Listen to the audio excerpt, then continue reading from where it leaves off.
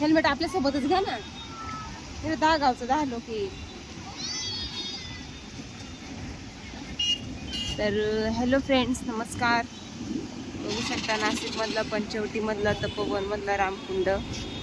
किती जास्त पाणी आहे, म्हणजे आता पाणी कमी झालंय जरा ना. असं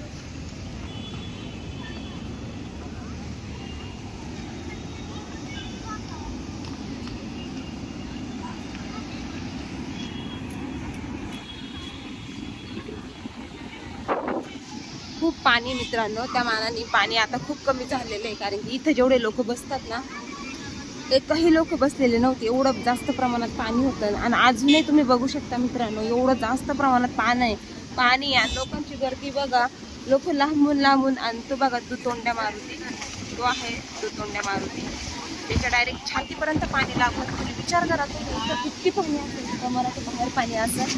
आणि अजूनही पाण्याचा वेग इतका जास्त आहे, आणि लोक एवढं जास्त गर्दी करताय ना, तर पाण्याची चक्पशीच लोक जात आहे.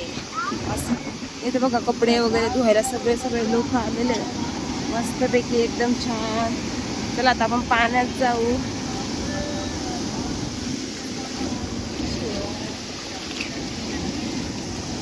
किती छान पाणी आहे मस्तपैकी.